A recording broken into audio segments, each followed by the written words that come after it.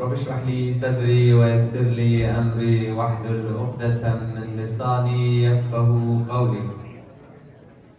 أعوذ بالله من الشيطان الرجيم. بسم الله الرحمن الرحيم. الحمد لله رب العالمين والصلاة والسلام على سيدنا ونبينا وحبيب قلوبنا وشفيع نفوسنا أبي القاسم مصطفى محمد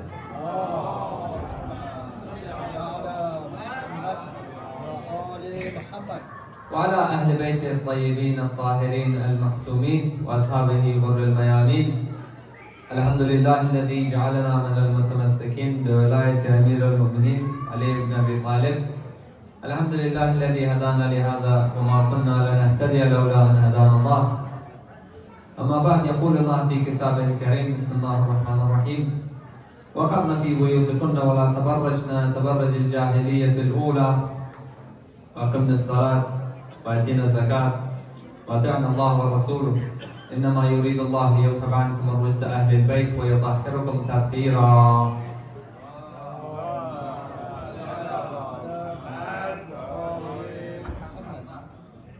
How do you define love? Each and every one of us has our own perspective of what love is, and each and every one of us can provide a different interpretation as to what love is. One particular interpretation of love is a love from a servant to his master, a brother to his brother. And tonight, inshallah, we will examine the relationship between this love between two brothers, a servant and a master. That being Abbas, son of Ali, and his brother, but at the same time his master, Hussein, son of Ali. When we look at these sermons of great personalities like Abbas alayhi salam and, for example, Imam Hussein alayhi salam, we find that there are lots of sermons that we can learn a lot from. If you look at the Imams of Ahlul Bayt and you look at the prophets and so on, there are many sermons that we can have so much lessons that we can derive from them. For example, if we were to look at Nahjul Balagha, for example, where it's a collection of sermons and letters and sayings of Imam Ali alayhi salam. Nahjul Balagha is not the book of Imam Ali, but it is compiled by an author called Sharif al-Radi. It's dedicated to Imam Ali. Or if we look at the sermons of Fatima al-Zahra salamullah alayha, known as Khutbah al-Fadakiyya, the sermon of Fadak, against the caliphate of her time. Or if you look at, for example, the Prophet's sermon at Ghadir, there are many lessons you can learn from that. What is the context of Mawla? Does Mawla mean friend? Does Mawla mean authority? Or if you look at, for example, the sermon of Zayn al-Abidin in Sham alayhi salam, the fourth Imam. Or Zayn al-Abidin's sermon in Kufa.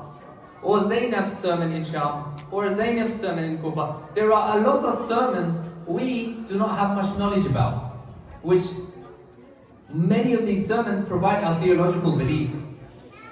Many of our theological derivings are from these sermons. Inshallah, tonight we'll briefly examine one sermon and see what lessons we can learn from it. If I was to ask ourselves, our crowd today, what do you know about Abbas, son of Ali? Many of us, our basic understanding of Abbas is that he was the brother of Imam Hussein alayhi salam. He was the flag bearer of Imam Hussein alayhi salam. He gave his life on the 10th of Muharram valiantly for his master and for those children in the tent. You know, both of his arms were cut, an arrow was struck into his eye. But that's our basic understanding of Abbas that we have. For us, Abbas is just a brave warrior, that's it. But that is far from the truth. Abbas, son of Ali, there are so many things we can learn about the man. It's not just bravery. If you're talking about courage, it's Abbas, son of Ali. If you look at loyalty, it's Abbas, son of Ali. If you look at love towards Abu Abdullah and the love towards the Imam of his time, it's Abbas, son of Ali.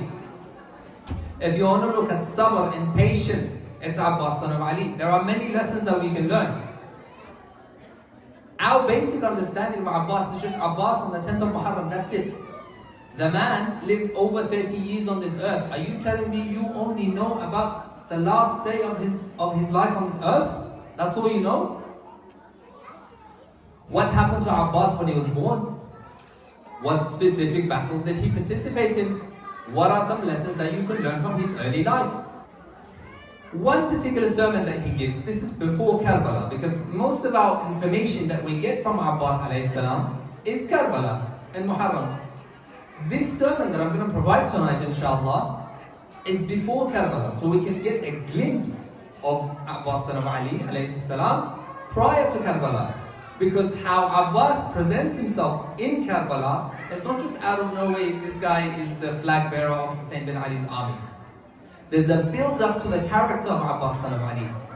His growth and his development as a child is important, just as his valor and stand is on the 10th of Muharram. To give a context about the sermon as to why it was given, when it was given, how it was given, where it was given, inshallah we'll just briefly dissect this sermon. So to give a context, 50 years after Hijrah, the migration of the Prophet, the Caliphate had turned into a kingship. Before Muawiyah ibn Abi Sufyan, the other caliphs before him, the Khalifas before him, they were khulafas, in the sense they were authorities. When Muawiyah got the Caliphate, the Khilafah, he turned it into a kingship. You know, when you have kings, kings upon kings and kings, it's like a dynasty. When Muawiyah got his Caliphate, in his last few days, he was stressed about how to pass this down to my next generation. He had a son, as you all know, his name was Yazid. But the problem is he couldn't get in Yazid very easily. Why? Because Muawiyah, publicly religious, behind the curtain, completely different human being. You look at his son Yazid, publicly not religious, behind the scene not religious. So whatever he was outside, he was on the inside. He would drink, he would merry-make, he had dances, he had girls, he had an ape on his shoulder. These are what the books of history says about Yazid. So Muawiyah looks at his advisors one day and he says to them, how do I get my son easily get that Khalifa? Or how do I turn him into the next Khalifa? His advisors say, it's not going to be easy. Why? Because the people don't like Yazid. Yazid is not a representation of what a Muslim man is. Everything opposite of a Muslim man is Yazid. So Muawiyah asks him, how do I get Yazid in? One advisor puts a very clever idea. He says, you know what you can do? Take a hadith from the Prophet, a narration from the Prophet, prophesize it about Yazid, and then say this prophecy was about Yazid, and therefore God is pleased with Yazid. Therefore his sins from the past will be forgiven. What was that narration? The narration was that those who fight in the war of Constantinople, when they return back, their sins are forgiven. So what Muawiyah did, he said, you know what, my son Yazid, I'm going to send you to Constantinople for the war. Constantinople is Istanbul today, Turkey. And when you come back, I'll be able to make you Khalifa. Yazid had no interest in the war. He went into the outskirts of the war, looked at the war, he didn't fight, and he came back. Later on, when Yazid came back, the scholars of that time wrote that the hadith is prophesied about Yazid. That means Yazid's past sins are forgiven because the Prophet said whoever fights in the war of Constantinople, all his past sins are forgiven. When he's about to pass away, Muawiyah, he advises his son. He says, my son Yazid, I'm going to ask you to be very cautious of 4 people. The first person you're cautious of is Abdul Rahman, son of Abu Bakr, the son of first Khalifa. The second person you need to be careful about is Abdullah, son of Umar, the second Khalifa. The third person you need to be cautious about is Abdullah, son of Zubair, a companion of the Prophet. And the last guy you need to be very careful of is Hussein, son of Ali. These 4 guys are going to be trouble for you. If you become a Khalifa and you don't silence these 4, you're going to have trouble. So Muawiyah passes away. Yazid becomes Khalifa. Yazid had a couple of governors in Arabian Peninsula. In Medina, he had Walid bin Utbah. In Mecca, he had Amr bin Sa'id. In Basra, he had Ubaydullah bin Ziyad. And in Kufa, he had Nu'man bin Bashir. When Yazid got into power, Marwan ibn al-Hakam was one of his advisors. He said, how do I silence these 4 people that my dad told me about? He said, Abdul Rahman, son of Abu Bakr, don't worry. Abdullah, son of Ammar, he won't do good, he won't do bad. He's in the middle. Abdullah, son of Zubair, the best I speak less of Abdullah, son of Zubair. He said, the main problem for you is Hussein, son of Ali. Be careful of this man. He's going to give you trouble. So what Yazid did, he sent a letter to his governor in Medina, and he said, I want you to get the pledge of allegiance from Hussein. Imam Hussein alayhi salam was in Medina at that time. So Walid bin Utbah gets a letter from Yazid, you have to get the pledge of allegiance. They go to Abu Abdullah Hussein alayhi salam, and they say, Walid is trying to see you. Imam said, that means Muawiyah must have passed away, is that right? He said, yes. He said, and why does Walid want to see me?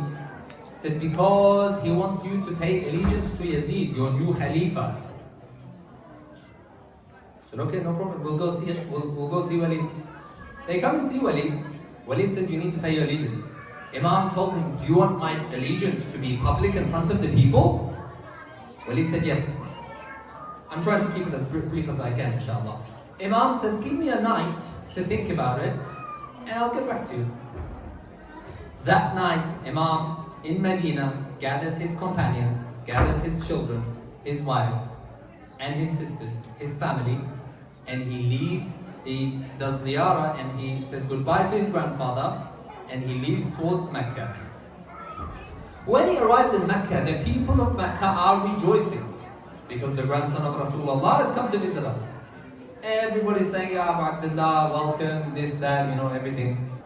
Before he leaves Medina, Marwan gets in and he whispers into the ear of Walid. He says, you should have killed that man there. Marwan says, you should have not let Hussein escape. I'm telling you, he's not going to get another chance. You're not going to get another chance. You should have finished him. Walid said, look, Marwan, this is the son of Rasulullah we're talking about. I can't just shed the blood of a man for no reason. So when Imam goes to Mecca, everybody, as I said, is welcoming him. Imam stays in Mecca for many months. But slowly he starts to realize, and I'm giving you just a brief summary, that people of Mecca, although they say they love Hussein, their actions are completely opposite. Which is something that we need to reflect on as well. We say we love Hussein, but are our actions reflective of whether we love Hussein? So Mecca, after a few months, an order is given to the governor of Mecca, we need to finish Hussein off in Mecca. Imam, before the period of Hajj, leaves Mecca because he hears that there is a plot of assassination. This is where we get to the sermon of Abbas, inshallah, which we will dissect tonight. Just before Imam Hussein alayhi salam leaves, Abbas, son of Ali, could not take the people of Mecca disrespecting his Imam like that. He couldn't take it, that the people neglected the Imam of their time like that. He got up on top of the Kaaba. The only person I remember who got on top of the Kaaba was Abu Dhar al-Ghaffari when he converted to the religion of Islam. And the only other person probably would be Bilal, who gave the adhan. Abbas gets up on the Kaaba and he begins. And he says, O people of Mecca, Ya Ahl al-Mecca, all praises to Allah who honored the Baytullah, the house of Allah, with the arrival of his father. And he points to Abu Abdullah. Meaning what? Meaning the Kaaba was honored through Ali ibn Abi Talib. The only man in history to be born in the Kaaba was Imam Ali alayhi salam. The books of history tried to change it. They tried to remove the merit. I remember one book said that the cousin of Khadija was born in the Kaaba. History have tried a lot. There was a hate propaganda against Imam Ali, trying to remove all the merits from his name. Abbas, son of Ali, wanted to allude to this. He says the house of Allah was honored with the arrival of his father. In other words, Hussein bin Ali's father. And then he says, "Oh wretched creatures and infidels." He's talking to the Meccans. "You are closing the path to the holy and pious Imam." He's getting the people of Mecca to reflect upon themselves. Because at this moment, he is talking to who? The Meccans. Many of us, unfortunately, have this misunderstanding that only Kufa let Imam Hussein down. Kufa is not just the only place. If anybody who let Abu Abdullah down, it would have been Mecca. Mecca let Imam Hussein down. Medina let Imam Hussein down. Kufa, if I was to tell you about Kufa, Qunasa Square in Kufa, Ubaidullah bin Ziyad killed thousands of Shias because they stood up. Kufa, people say Kufa is bad. No, not at all. Hani bin Urwa, Kufa, he was sent to prison and he was killed. Mukhtar al-Thaqafi, all you know Mukhtar. Mukhtar was sent to prison. Kufa. Maysam al-Tamar was where? Kufa. Habib ibn Mazahir, Kufa. These are companions of Abu Abdullah. Muslim bin Awsaja, Kufa. Abbas al-Shakiri, Kufa. Burayr al-Hamadani, Kufa. Where exactly did Kufa betray Abu Abdullah? Where? Because you can't paint everyone with the same brush saying, you know what, everyone in Kufa is bad. Imam Ali's government, his capital of caliphate was where? Kufa. Imam al-Zaman, Ajalullah Farajul Sharif, his caliphate is going to be where? Kufa. So why would you say Kufa is such a bad place? He's speaking to the people of Mecca. When my Imam is more worthy to this house than you are, is it not his grandfather that gave freedom to that house, that Kaaba? Rasulullah in the conquest of Mecca, he came and he gave freedom to that house, freedom from idol worship. He says, "Ya Ahl al-Makkah, do you not reflect? Is he not the son of the Prophet? Is he not the son of the Prophet?" In Ayatul Mubahilah in the Quran we read, فَمَنْ حَاجَكَ فِيهِ مَنْ بَعْدَ مَا جَاءَكَ مِنَ الْعِلْمِ فَقُلْ تَعَالَوْا نَدْعُ أَبْنَاءَنَا وَأَبْنَاءَكُمْ وَنِسَاءَنَا وَنِسَاءَكُمْ وَأَنفُسَنَا وَأَنفُسَكُمْ. Bring your sons and we'll bring our sons. Bring your women, we'll bring our women. Bring yourselves, we'll bring ourselves. Is Hussein not the son of Rasulullah?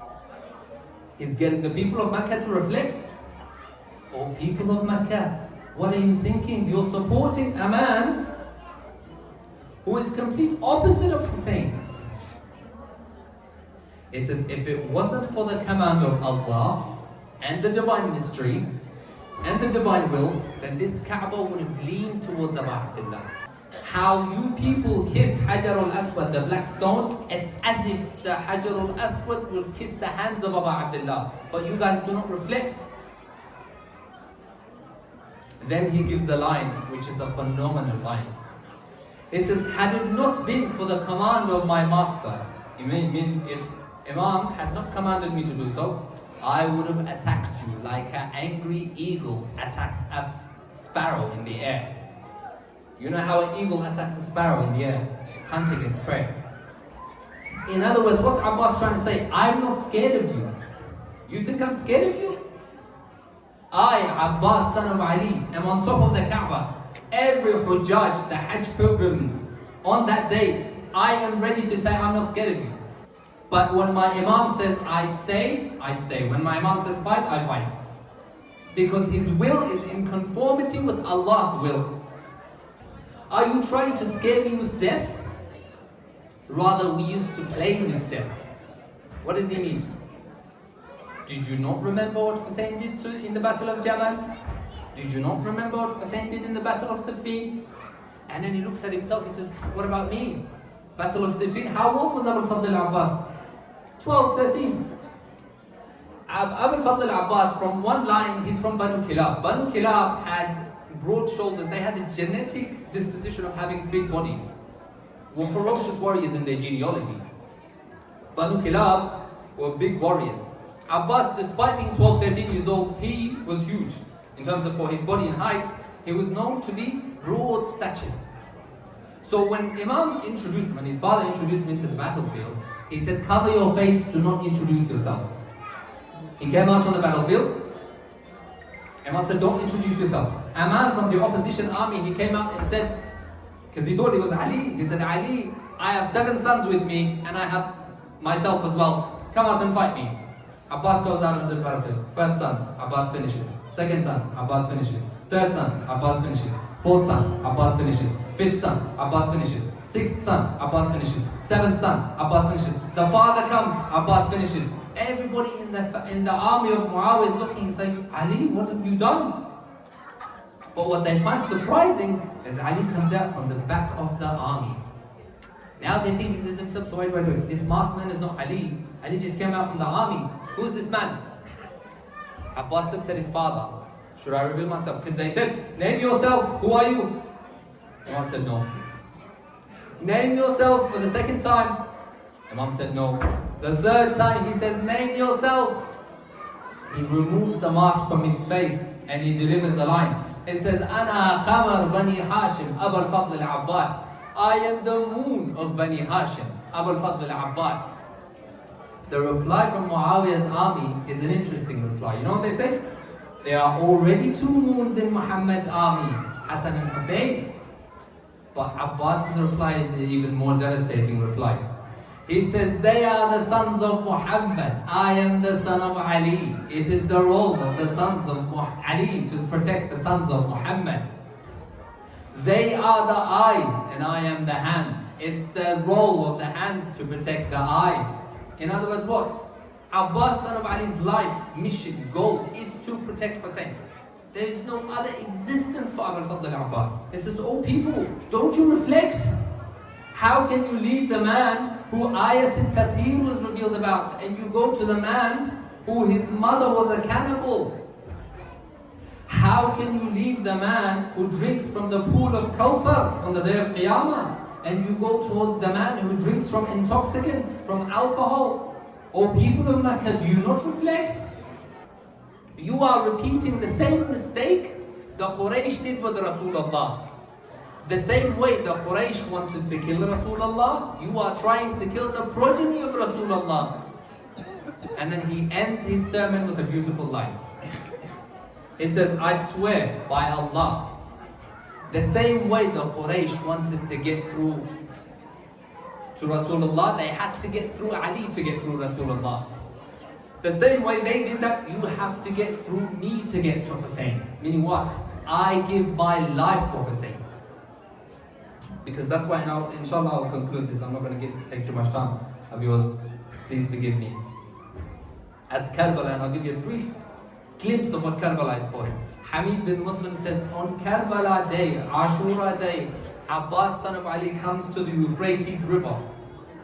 Furat. Abbas is what, how old? Early 30s. Prime Abbas, son of Ali.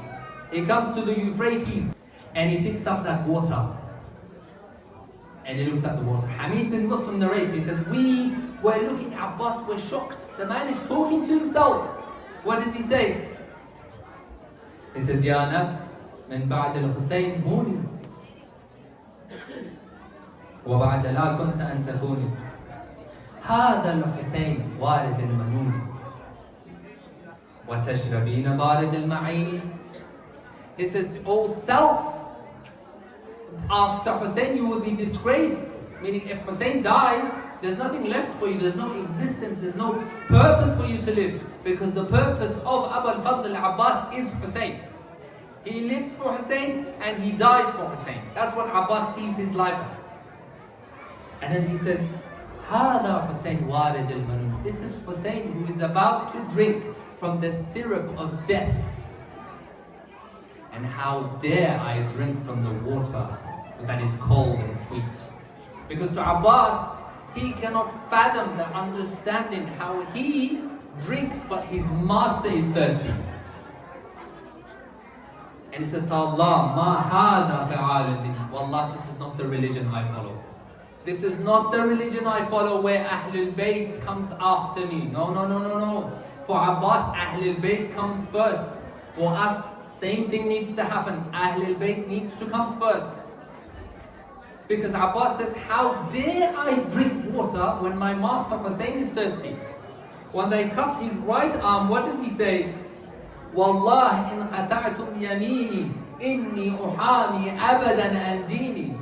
He said, now by Allah, if you cut my right arm, I will never stop protecting my religion. وعن إمام صادق اليقين سبت النبي الطاهر الأمين. He says what? He says, and certainly the true Imam, the son of the Prophet, the pure and the trustworthy.